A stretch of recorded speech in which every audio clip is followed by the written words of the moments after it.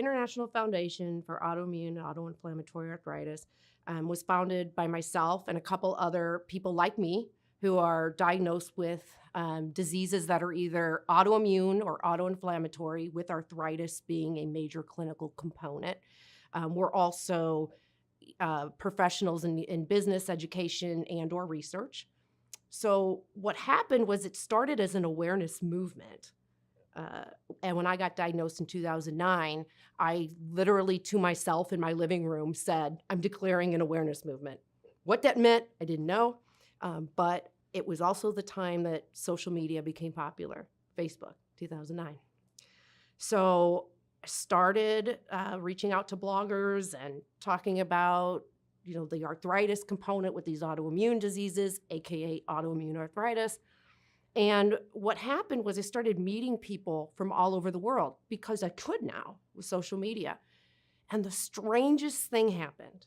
Talking to them and hearing their stories, the fatigue, the low-grade fevers, the feeling of the flu-like symptoms, and then the arthritis component. Well, guess what? They didn't all have rheumatoid arthritis. They didn't all have ankylosing spondylitis. We all had this different diseases, yet we all had the same story, the same onset symptoms, these core kind of things that we could detect. And that's when the light bulb went off.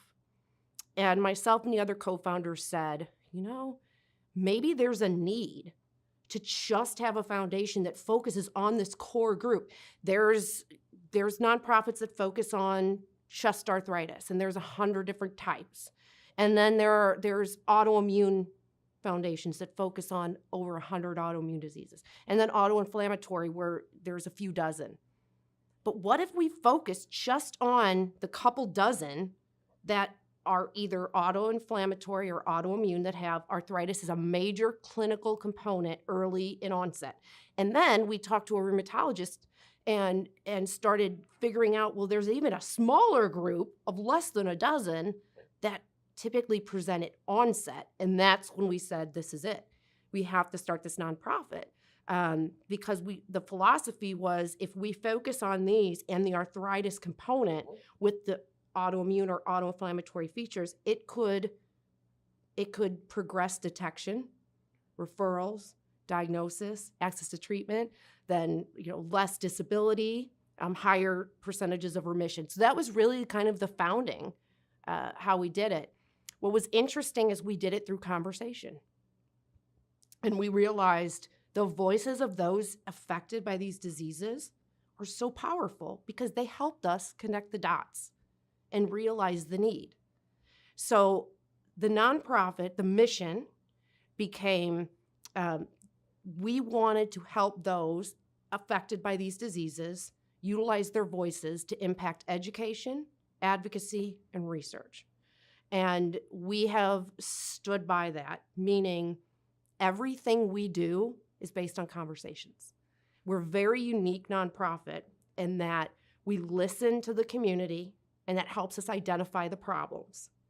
And then we go back to them and they help us to brainstorm and implement the solutions, all through conversation. One thing that we do is we focus on innovation. So we will never duplicate efforts. If there is a nonprofit doing something already, we will forward our community to them, or we'll join forces. And if we see a gap that needs to be identified that is not addressed by anyone else, then we will reach out to our global network, which is any other nonprofit or patient advocate, to enlist the best team. And we will then create a solution that's innovative and has immediate impact. We were founded in 2011. On the back end of being an awareness movement that started in 2009. We actually got the notification we were a nonprofit on my 40th birthday, so that was kind of cool.